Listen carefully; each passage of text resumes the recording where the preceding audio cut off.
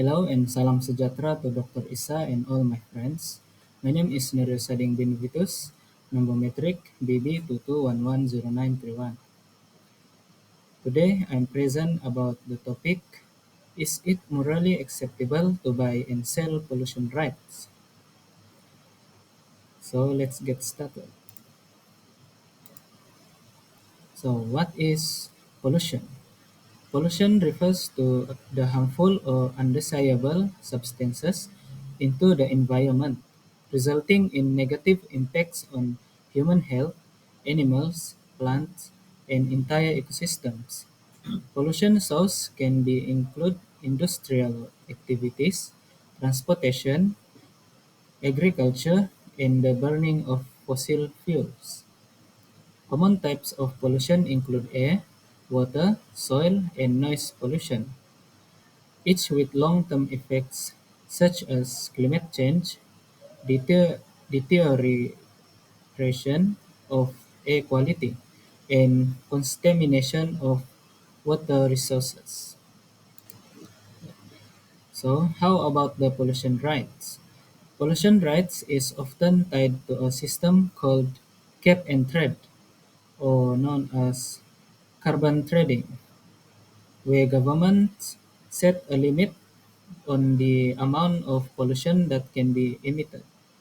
Companies are then given or can buy permits to pollute up to a certain level, and these permits can be bought and sold, creating a market for pollution. While this system aims to reduce overall emissions, from a moral perspective, it raises some important ethical concerns. Next, I'm going to discuss the moral acceptability of buying and selling pollution rights, also known as carbon trading or cap and trade. Let's start with the argument in favor of carbon trading. First, carbon trading encourages reduction efforts. When a price is placed on pollution, companies have an incentive to reduce their emission. The market rewards those who emit less, which helps drive down overall emissions over time. This pricing mechanism aligns environmental goals with business incentives. Second, it promotes efficient resource allocation. In a carbon market, companies that can reduce emissions more cheaply can sell their excess allowance to companies for whom reductions would be more costly. This results in cost-effective pollution reduction as companies find the most affordable ways to lower emissions. Finally, carbon trading supports innovation. With a financial incentive to reduce emissions, companies are more likely to invest in cleaner technologies and seek innovative ways to operate sustainably. This can lead to breakthroughs.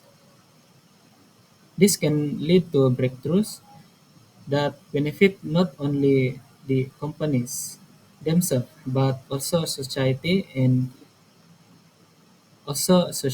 as a whole. Now let's look at the arguments against carbon trading. First, there's the moral questions of paying to pollute.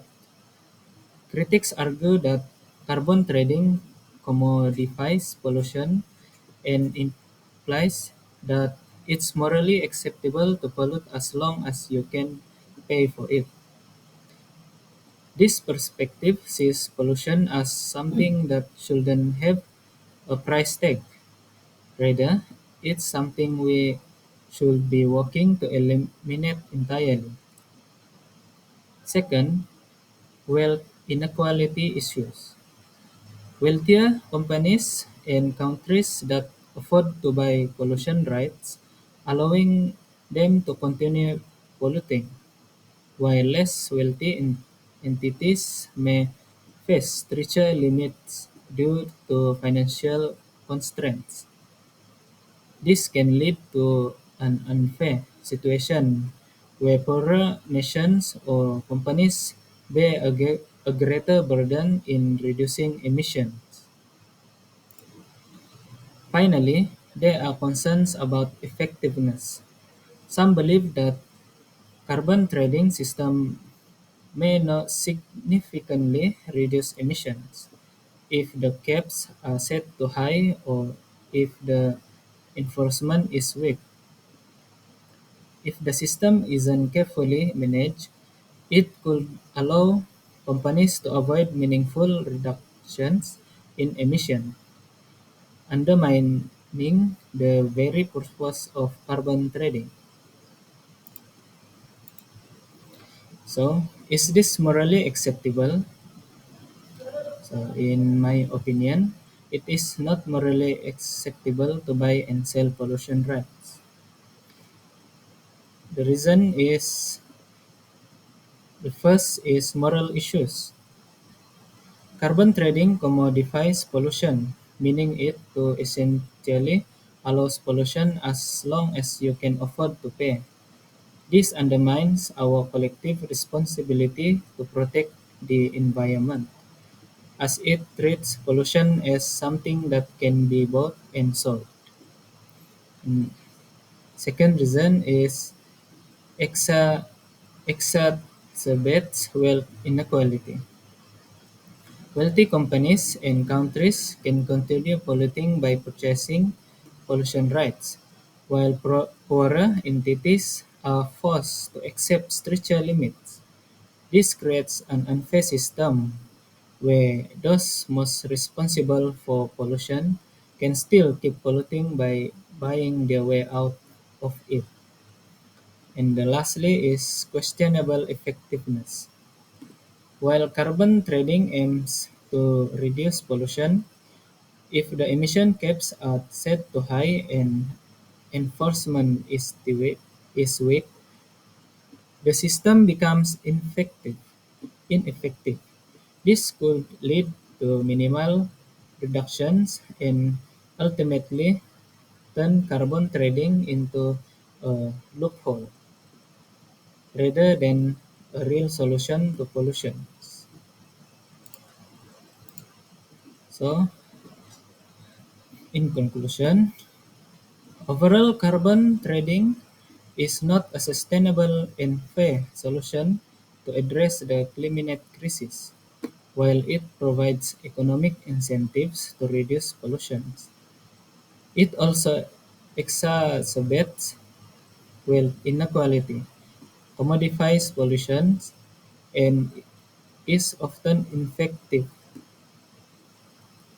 in achieving significant emissions reductions. Therefore, we need a more holistic and effective approach that emphasizes responsibility and stronger action to protect the environment and our future. So that's all for me. Thank you.